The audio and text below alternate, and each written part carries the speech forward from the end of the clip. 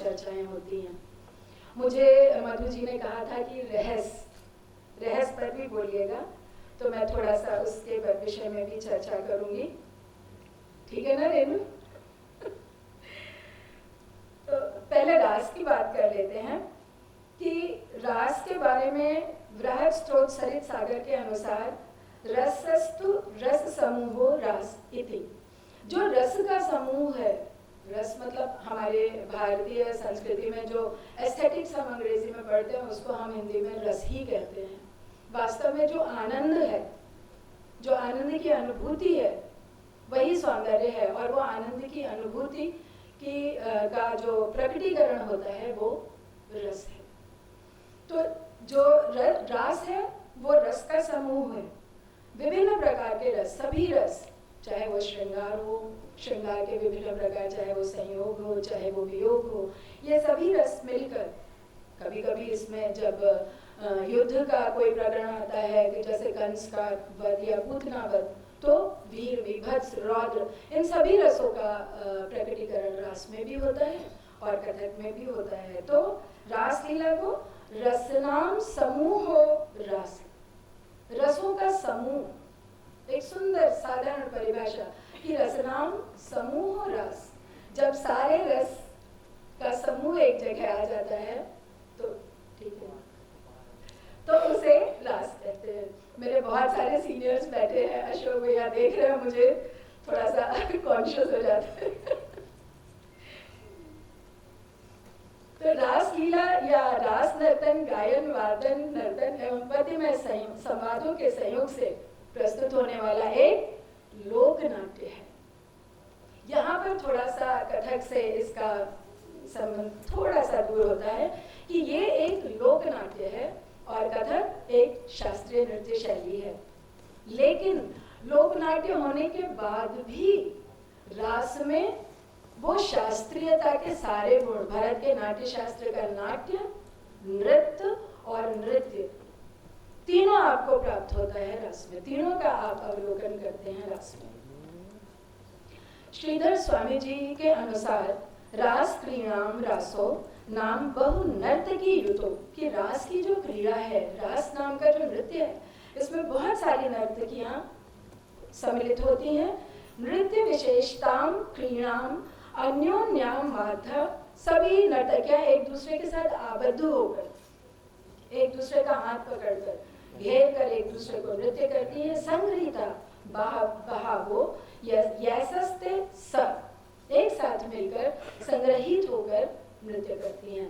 बस रास का ये एक रूप है कि ये एक ग्रुप डांस की तरह से कई नर्तक नर्तकियों के सहयोग से होता है, जबकि कथक कभी एकल विधा में ही किया जाता है। और हाँ, अब तो बहुत सारे कॉम्पोजिशंस होने लगे हैं, ग्रुप में भी किया जाने लगा है। हलिसक, छालिक्य, चरचरी तथा फागु आदि कतिपय ऐसे नृत्यमान रूप हैं जिनका रास से अत्यंत निकटतम संबंध है।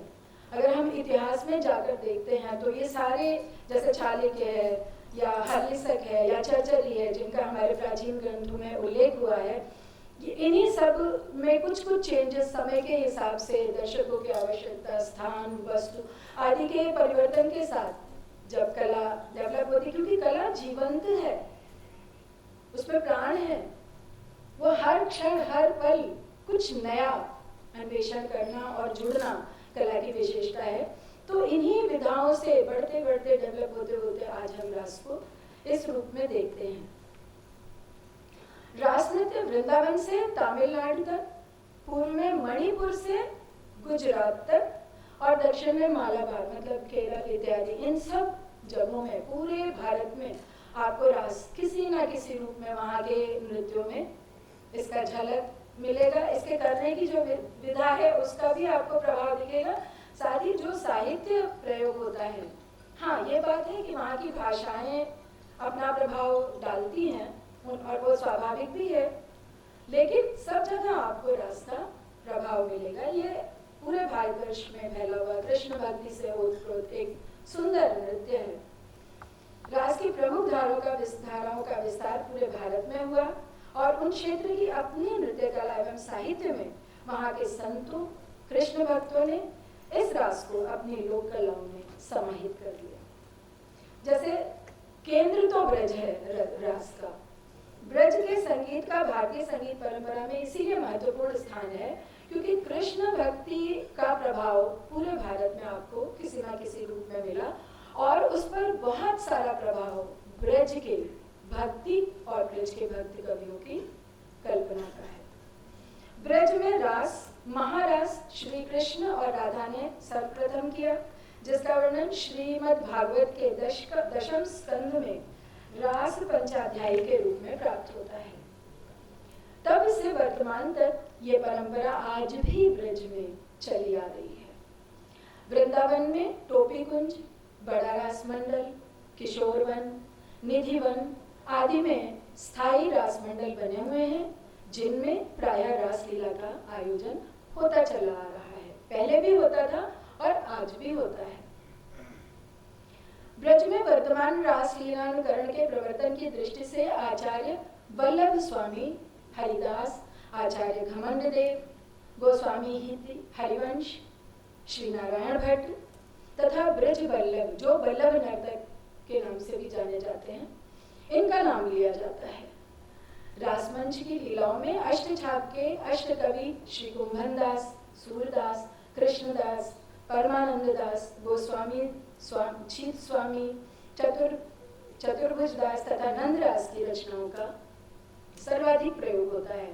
क्योंकि अगर इनकी रचनाओं का आप अवलोकन करें, अभी हमारे रेणु जी आपको दिखाएंगे इन कवियों के पद, क्योंकि इनका विषय ही कुछ ऐसा है, तो इन पदों में जो शब्दावली प्रयोग हुई है उसमें कथक डांस के टेक्निकल वर्ड्स, परन, परमेलू, इंस्ट्रूमेंट्स, मृदंग और इतना ही नहीं, जो डांस के मूवमेंट्स हैं उन सब का वर्णन ऐसा लगता है कि ये कभी खुद ही क्या नर्तक थे या नृत्य विषय की इतनी इनको जानकारी थी। और वाइस वर्सा भी हो सकता है कि फिर हम लोगों ने उसको डांस में अडॉप्ट कर लिया और इनके पदों को हम सब कथक में और रास में बराबर एक जैसा ही करते हैं। ब्रज की रासधारा से निकटवर्ती प्रांत अछूते न रह सके और इसके प्रभाव को अपने संगीत नृत्य में समाहित किया। ब्रज के अतिरिक्त सौराष्ट्र प्रदेश में कृष्ण का शेष जीवन, उनकी बाल्यावस्था के बाद वो सौराष्ट्र चले गए थे और वहीं बीता। गुजरात, राजस्थान, मणिपुर, असम आदि ऐसे प्रदेश हैं जहाँ पर आप रास को बहुत भव्य रूप में और बहुत गहरा प्रभाव कृष्ण भक्ति का इन स्थानों पर देखेंगे। जैसे राजस्थान का उदाहरण लें तो यहाँ पर जब औरंगजेब ने यहाँ के मंदिरों को नष्ट भ्रष्ट किया और यहाँ की प्रतिमाओं को तोड़ा, तो यहाँ से जो कृष्ण भक्त थे वो मूर्तियों को छुपाकर, चुराकर, रातों रात लेकर यहाँ से भागे और बहुत सारे लोग राजस्थान पहुँचे, जहाँ पर नाथद्वारा, काकरौली, कोटा, किशनगढ़, जयपुर, इन जगहों पर जाकर उन्होंने उनकी मूर्तियों की स्थापना की और उनका वापस से वहाँ पूजन शुरू हुआ। इस प्रकार इन विग्रहों की स्थापना के कारण राजस्थान का बड़ा भाग वैष्णव धर्म का प्रमुख केंद्र बन गया और इसी के साथ कृष्ण की भक्ति और लीलाएं यहाँ के जनमानस के लिए एक मनोरंजन के साथ साथ भक्ति के लिए भी बहुत प्रिय हो गई। जयपुर के चांदपोल बाजार के पास एक श्रीनाथ जी का मंदिर है, जहाँ पर महाराज माधो सिंह के समय रास मंडली की स्थापना हुई। गोपीनाथ जी का जी, गोपीनाथ जी का मंदिर जी, रास मंडली की, हाँ हाँ हाँ ठीक है आपने, सॉरी। तो और वहाँ पर भगत मंडली ने रास मंडली का दायित्व संभाला। यद्यपि कथानकों में तथा भाषा में बदलाव आया, परंतु संगीतात्मक संवाद वही रहे। आप तो जयपुर के हैं ना? हवेली संगीत तथा नृत्य का भी मिश्रण हुआ। मूल पात्र वही रहे, परंतु वेशभूषा में थोड़ा परिवर्तन हुआ तथा राजस्थान में रामलीला के दो रूप प्रस्तुत किए गए, एक तो मंदिरों में हुआ और दूसरा लोक जीवन में। गुजरात में भी रासलीला का बहुत प्रचार हुआ। अपनी उत्तरावस्था में मथुरा से जब श्री कृष्ण सौराष्ट्र गए तो द्वारिका में बसे और अपने साथ अपने ग्वालपाल भी ले गए थे, जिनको वहां पर इन्होंने बसाया। वहाँ की कृष्णोपासना एवं भागवत में वर्णित रास की लीलाओं से जब मथुरा में भक्त जन गए, जैसे नरसिंह मेहता जी, काठियावाड़ के नरसिंह मेहता जी जब यहाँ पहुँचे तो उन्होंने यहाँ पे कृष्ण की उपासना और कृष्ण की भक्ति और कृष्ण नर्तन को जब देखा तो ये उससे बहुत प्रभावित हुए और आकर गुजरात में वापस इन्होंने इन्हीं लीलाओं का और श्रीमद् भागवत की रास पंचाध्यायी के आधार पर रास का प्रचार किया। इसी तरह हम अब मणिपुर की ओर चलते हैं। मणिपुर प्रदेश में जो नृत्य होता है उसका तो एक बड़ा भाग रास को ही समर्पित है और उसका सौंदर्य भी जो अद्भुत सौंदर्य है वो शायद जो भी मणिपुरी नृत्य आप सबने शायद देखा ही होगा कि जो वो रास प्रस्तुत करते हैं तो ऐसा लगता है जैसे स्वर्ग से अप्सराएं उतरकर सचमुच में धरती पर नृत्य कर रही हैं। ये रास बहुत विस्तार से करते हैं। इनके पास रास के महारास जो कार्तिक पूर्णिमा में होता है, कुंज रास जो अश्विन अष्टमी में होता है, बसंत रास चैत्र पूर्णिमा में होता है और नित्य रास जैसा कि इसका नाम अपने आप में कहता है कि नित्य रास कभी भी रोज होता है। इसके अलावा इनके 3 रास और हैं, दिवा रास, नर्तन रास और अष्टगोप रास। ये तीनों रास जो हैं आपके मुख्य रास में समाहित हैं। अब हम आते हैं असम की ओर। असम में रास परंपरा का प्रभाव वहाँ का अंकिया नाट जो शंकर देव जी ने आरंभ किया था उसमें हमको देखने को मिलता है और इस नाट में उन्होंने जो कृष्ण के कथानक है जैसे कालिया मर्दन है या केली गोपाल है या रुक्मिणी हरण है, ऐसे प्रसंगों को शंकर देव जी ने इसमें समाहित किया और उनके शिष्य थे माधव देव जी। उन्होंने असम में रास की परंपरा आरंभ की।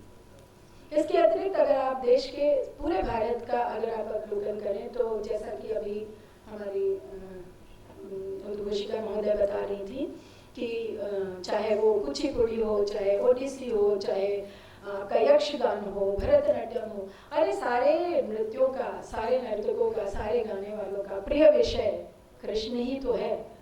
कृष्ण को छोड़कर संगीत की कल्पना मुश्किल है। यद्यपि नटराज तो शिव हैं, लेकिन